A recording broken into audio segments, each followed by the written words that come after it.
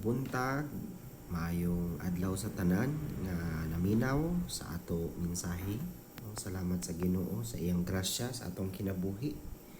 Padayon kita sa ato pag eskwela sa Book of Matthew 21 verse 12 to 17. Ang title ng mensahe is Hinlui kami or Cleanse Us.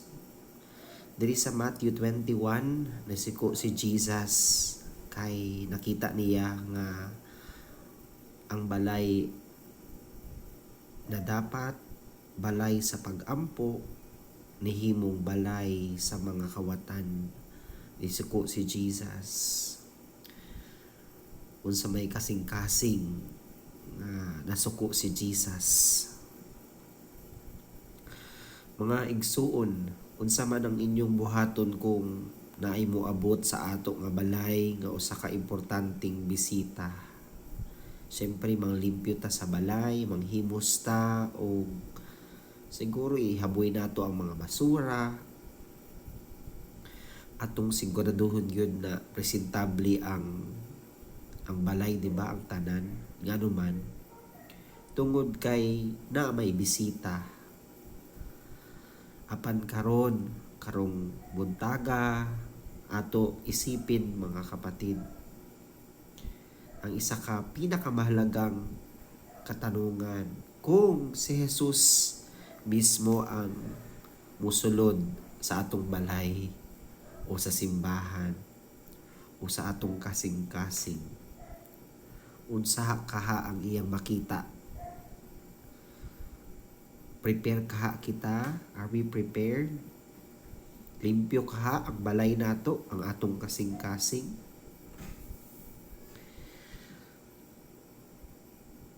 Makita ba niya nga ang ato kasing-kasing na ay gugma, na ipag-ampo?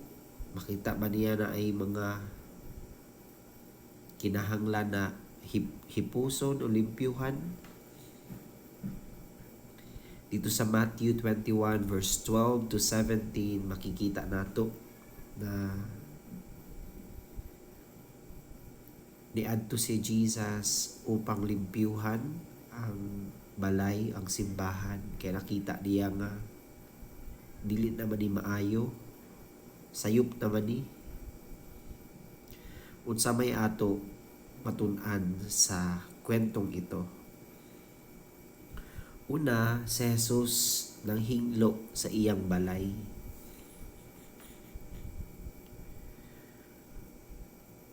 Sa Book of Isaiah 56 verse 7, ningon diri na ang balay o ang simbahan gipatukod para balay alampuan. Noon sa naman ang simbahan, naging balay na ba ng ampuan o balay ng chismisan, balay ng hindi magandang mga kwento? Ang templo po, ang simbahan ay gitukod para sa katawhan, para makaduol sila sa Ginoo. Pinaagi sa pag-ampo, pagsimba. Example, diha si Hana nga naay problema, nagpalapit siya sa Ginoo, nakadawat siya og answer sa iyang pag-ampo. Si Solomon naghalad sa templo. Si David nangandoy nga magpatindog o balay para sa Ginoo, para sa iyang presensya. Kaya ang sentro sa templo mao ang Diyos, dili ang tawo. Amen? Dili ang programa, dili ang mga activity, dili ang praise and worship, dili si pastor. Ingon sila di ko maminaw kay kung dili si pastor ang ma-preach. Or ingon nila di ko maminaw, di ko magsimba kay na ako'y kagalit. Pero alalahanin natin na ang simbahan ay para sa mga tao nanginahanglan sa Ginoo sa ilang kinabuhi. Ngunit nalungkot ang Panginoon sapagkat nakita niya ang simbahan, naguol gyud siya. Di na siya naguol, nagalit pa. Kay ingon niya, nahimo naman ning lugar sa mga kawatan. So nagalit ang Ginoo. Ang dapit nga gitagana alang sa mga hintil aron makaduol sa Dios nahimong merkado. Iba-ibang tao, mabaho, nagmaligya. So, daghan po nagduol sa simbahan, ginagamit ang pulong sa Ginoo para mamaligya o gamot, mang scam, no? So, nakakalungkot. So, wag tayong madaya sa mga mabubuting pananalita. Ginagamit lang ng mga politiko ang simbahan, 'di ba? Pero ang simbahan para gyud na sa mga hintil, sa mga tawo nga daghan kapakyasan. So, nangwarta sa pamaagi sa relihiyon o para makaganansya ba, para sa iyang benefits. Wala gyud ang Dios ang sentro. Pero nasayod ang Ginoo, mga igsoon. Posible di ay no nga bisag aktibo kita sa simbahan apan ang atong kasing-kasing layo sa Ginoo. Naapod mga tawo pala nga nagasimba, nag-alagad apan naapay garbo. Permi lang nagsimba pero walay tinuod nga paghinulsol, wala pay tinuod gyud nga gugma kang Hesus.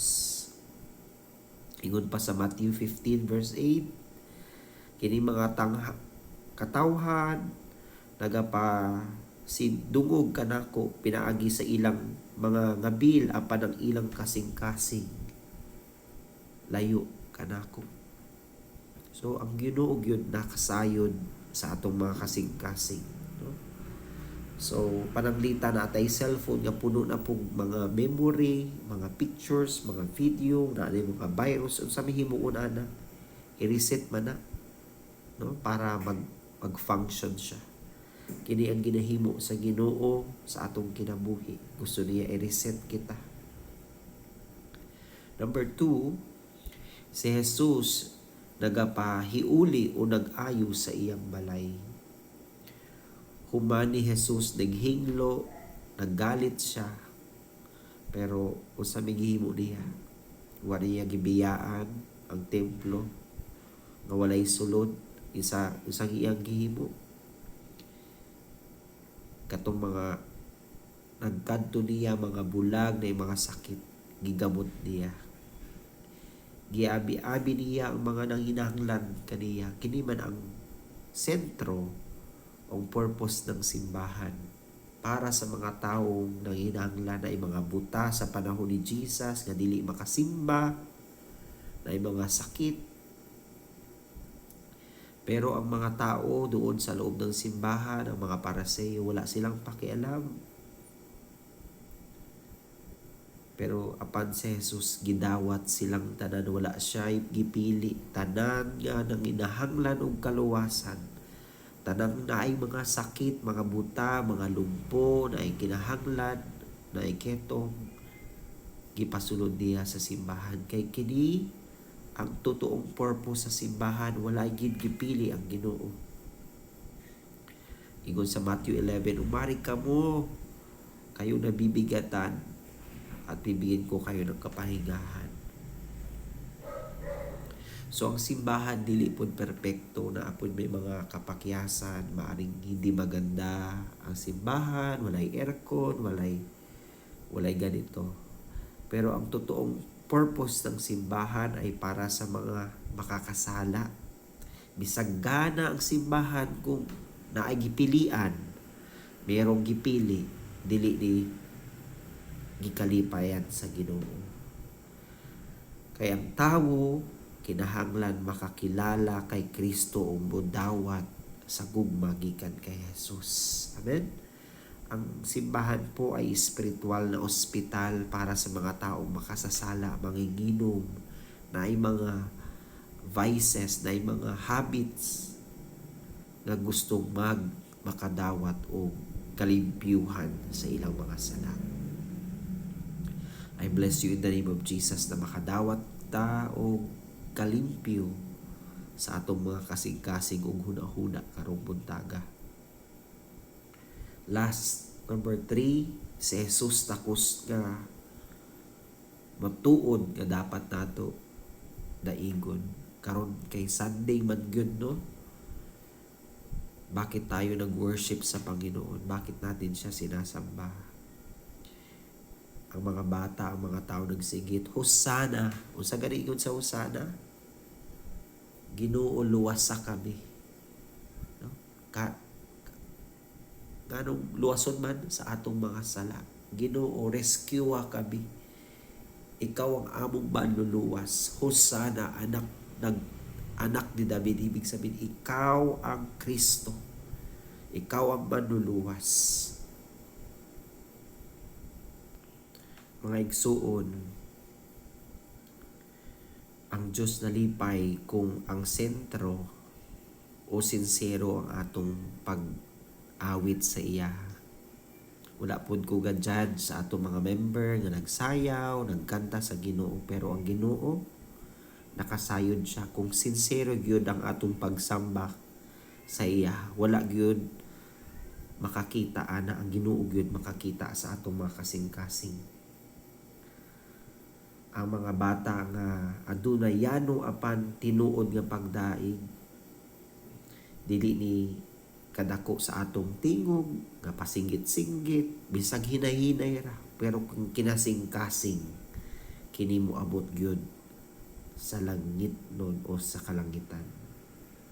So, mga igsuon, magduol gyud ta sa Ginoo. Amen. Ang Dios musukol sa mga napahitas-on apan muhatag og grasya sa mga mapaubsanon. No? A humble heart na agyud tinuod na pagsamba sa Ginoo. So dili ni sa mga bright, sa mga talentado, kundi sa mga taong humble nga mag-ingon, Lord, I am a sinner and I need Jesus in my life. Mga igsoon, pangutan ang imong kaugalingon. Nag-awit ba ako tungod kini rutina sa among simbahan? Ako man ni praise and worship leader, ako ba'y guitarist, ako ba'y member ng praise team? Pangutan nimo ang imong sarili kung tinuod yun. Lord, nag-ampo ba ako para makakita ang iban? Nag-alagad ba ko nimo? Nagdaig ba nimo ako o para sa tao ra? Tandaan nato mga igsoon, si Jesus gayud ang sentro sa atong pagsimba. Na isang example dere nga na isa daw ka bata nga nag-awit sa simbahan.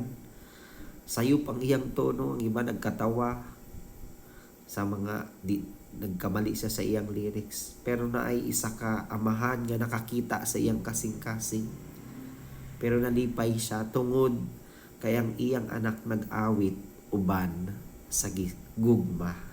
Kana pod ang kasing-kasing sa Ginoo. Dili perpekto ang atong simbahan, pero kung makita sa Ginoo ang atong kasing-kasing,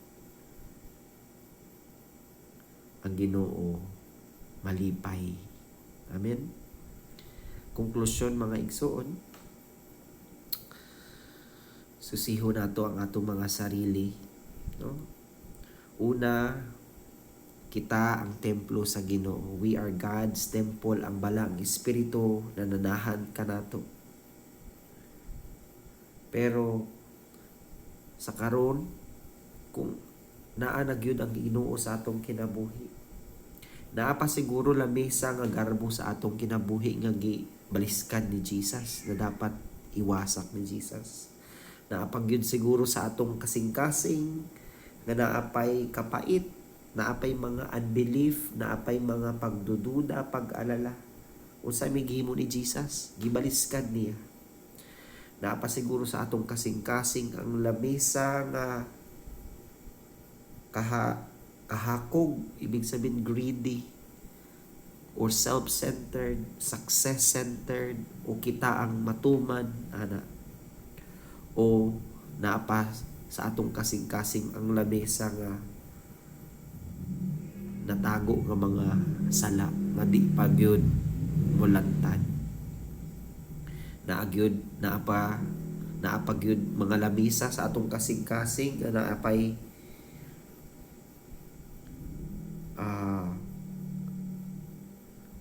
murag Diyos nun pero wala gyud tinuod nga pagtuo, no? So nakita na sa Ginoo, nawa sa grasya sa Ginoo, no, kining mga lamesa nga dili gusto sa Ginoo, baliskado ni siya ni Jesus, no, baliktarin ni Jesus, no, at palitan ng kasing-kasing na ay kalipay, na ay pagdayig kay Hesukristo. Mga igsuon, kung wala ka pa nagkatawat kay Jesus, dawato nimo siya sa imong kasing-kasing at limpyuhan niya ang imong kasing-kasing. Amen? Dili na siya bisita, kundi siya muuban ka nato. Amen? Siya mag-auban sa ato sa atong pag-ampo. Siya mag-auban sa aton, magbigay sa ato ang grasya, pag-ayo sa atong mga sakit, sa spiritual man, physical. Kay ang gusto sa Ginoo, kita ang templo nga musinggit, Hosana. Ikaw, Jesus, ang amo Kristo, ang amo manluluwas. Takos ka, pasalamatan, takos ka, nga halaran o taas nga pagdayeg. Amen? Kini ang pulong sa Ginoo. Hinlui kami